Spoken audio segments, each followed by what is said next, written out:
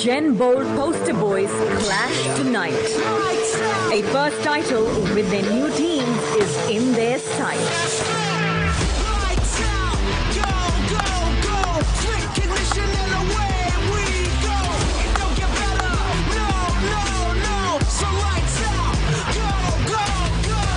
Now at opposite ends, they were teammates once. 1, 2, 3, get it. We exceed limits. Full speed, first place when my team finished. Together, they came close to ultimate glory. Crowd screaming and they can only dream with it. Now, one of them is a champion, the other still waits for his chance. Good, you would think that is fiction. Moving at the speed of light, blink and they'll miss ya. Tonight they clash in the city of Nawab. This is the place to be. Let's go! Sixes will reign, spin twins will fight tooth and nail. We go. Don't get better. No. So lights out.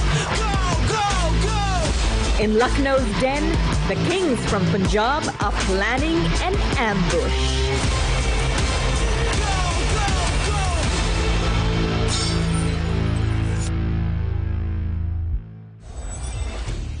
Thanks so much for joining us on Game Plan. First time this season that we'll travel to Lucknow, and this the 18th year of this incredible Premier League where we believe everything is possible here with Robin Uthappa. And I've finally been waiting to say this for so long. Akash Game Plan Chopra is in the house. How can there not be a game plan with our Akash in the house? Now, obviously, there are two Gen Bowl captains that will be in focus, the two most expensive players in the history of when it comes to auctions, and of course, India stalwarts when you consider how important they are for the next generations of Indian cricketers to come.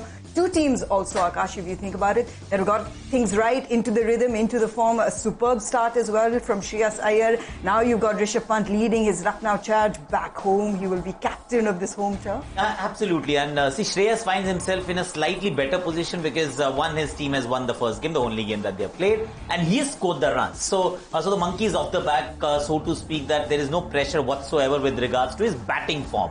Rishabh, on the other hand, won one, lost one, still hasn't scored the runs, and now you go back home where I think for any team to do well in this IPL, you need to create home as a fortress. So this is the start of a very different challenge. It's a new team, all Indian, made in India bowling attack. So Rishabh has his task cut out. And the battle between these captains, not just in terms of leadership, but also with the bat, will be a thrilling contest. Let's have a look at our top stories. It's a clash of two Gen Bowl poster boys as Rishabh Pant's Lucknow Super Giants host Shreyas Iyer's Panjab Kings in Lucknow. Pant and Shreyas were teammates at Delhi Capitals and would know each other well. With their current teams, both skippers are looking to win their first Tata IPL title. With just 15 runs from 2 matches, Rishabh Pant is yet to attain top form in Tata IPL 2025. A strike rate of just 71 and dot ball percentage of over 50 aren't the best markers at the start of the season. The league's most expensive buy will look to shake off this start and go big in his first home game of the season. Led by Shreyas Iyer, who is enjoying a purple patch, Punjab Kings rely on their batting depth to go gung-ho from the start. With Marcus Stoinis, Glenn Maxwell, Shashank Singh and even Marco Jensen available in the lower order, Punjab Kings can afford to attack from the outset. They scored nearly 250 in their season opener and will look to go even further tonight. With 2 half-centuries from 2 innings, Nicholas Pooran is the top scorer from either side tonight. Pooran has hit 200 sixes since the start of 2024, the most in T20 cricket. Set to bat at number 3, Pooran's strike rate of 260 in the power play will likely have the Lucknow think tank occupied. Tonight's clash will feature 3 out of the top 10 players in our explosive rankings for overs 17 to 20. Punjab's Shashank Singh, with a strike rate of over 250 in this phase, is ranked second, closely followed by his skipper Shreyas Iyer at 3. As for Lucknow, David Miller is at number 10 with a strike rate of nearly 200 at the death. We always talk about how now power is so important. The new trend has been that Rishabh Pant first 10 deliveries. The strike rate is, below 120. It's about 114. So he's kind of trying to take his time out there. Does he have time to take his time? Knowing him as a batter that you do. I think we've all said this at the start of the IPL where we said if we want him to open the batting or bat at number 3, I think that's where he'll thrive. But he's decided to bat at number 4. And I think for me, I'm someone who likes continuity, and I think as a leader, you want to have a little bit of continuity so that you build security within the group. So for that sake, I really hope that they stick with the same lineup for the next couple of games before considering making any changes. So I foresee Rishabh batting at number 4, but he'll have to figure out how he starts an innings, right? Because when you open the batting, you have the luxury of going and creating a situation. But when you're batting down the order, you're going into a situation, which is drastically different, right? So in that sense, he'll have to figure out how he fits into each place and how will he accommodate his game into those situations. And how he begins, I think, is going to be critical for Rishabh Pant. And I think if he starts well, he's the kind of player like that you want him to get set. The minute he gets set, there's no stopping a guy like that. Well, you could prevent him from getting set if he comes in that middle overs. Usually in the middle overs, you do see the spinners operating quite a bit. Again, the strike rate in the recent past for Rishabh Pant is around the same, 114. Who are the spinners that Shreyas could turn to initially as he comes on to just continue? That dot ball pressure has been something interesting to see in the last couple of matches. Shreyas has Glenn Maxwell and Yuzi Chahal at his disposal. I don't see Harpreet Brar actually, even if he's playing bowling to Rishabh Pant when he's just walked in. Because if you were to see Rishabh Pant's trajectory with regards to his batting, you'll find the moment he hits the first 6, the 6, not a 4, then he just keeps going. So he looks for that first 6, and a left-arm spinner will be pretty easy in that respect. So Yuzi Chahal and Glenn Maxwell, but I'm still thinking pace from one end, Yuzi Chahal from the other end, because Glenn Maxwell, as good as he is, the fact is off-spinner taking the ball away, but I'd still back Rishabh Pant to take him down. If he were to actually do that, the chances of him taking down Maxwell are a lot higher than taking down Yuzi Chahal, who's very, very wily.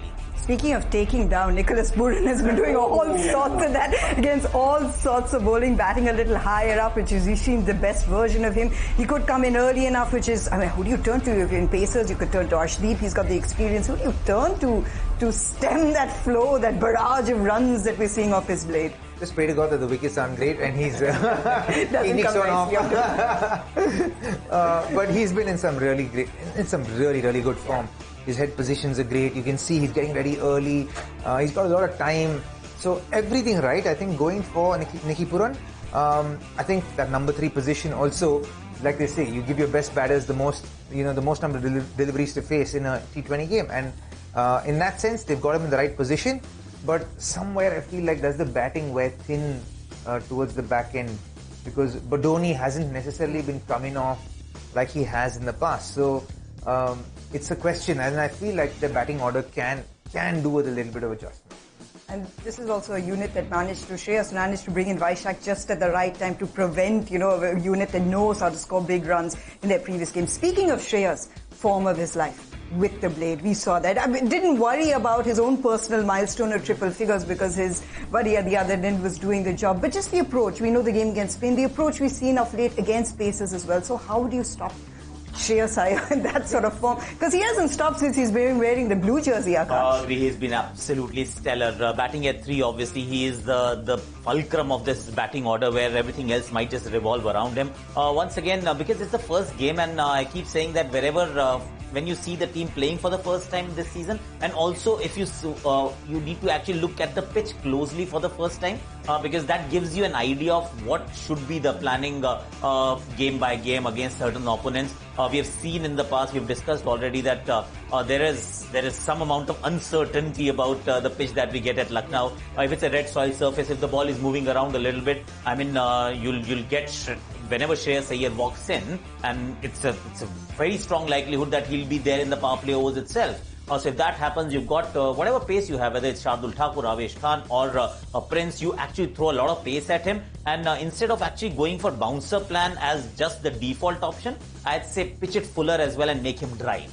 because bouncers, he's made a slight adjustment to his batting stance. He's opened up a little. His bat is also coming from a little higher up. So he's able to handle that a little better. But I feel if he's in, if the ball is moving, pitch it full up, make him drive and have a slip in place, because as we all know, the best way to stop any batter is to actually send him back to the pavilion. And that's the only thing that you can think of when you're bowling to someone like Shreyas in this form. That's what we saw in their previous game. There were about 14 Yorker length deliveries in the first 10. That was a plan that LSG had. They're going to have that as well. They're going to need to do something, because Punjab Kings towards the death, if it's not Shreyas, Shashank Singh, there's Glenn Maxwell. I mean, there's a lot of heavy hitters. Marcus Stoinis, a lot of firepower towards the end. Who can curb that firepower?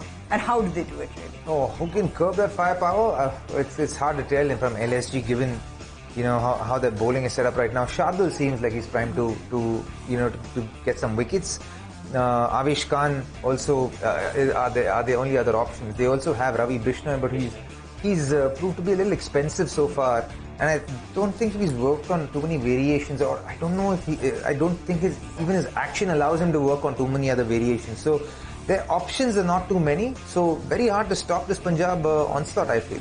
Are we calling this one? Do we want to call this one? No, not yet. Not yet. You want to give me a power play prediction? Should we do that? We don't know who's batting first. We don't know who's batting. What's the pitch going to look like? Be brave. Take a call. Oh, okay, go for it then. Pick a winner. Pick a winner, Punjab. Oh, see, that wasn't hard. Then I'll go with LSG. Simple. Yeah. Easy.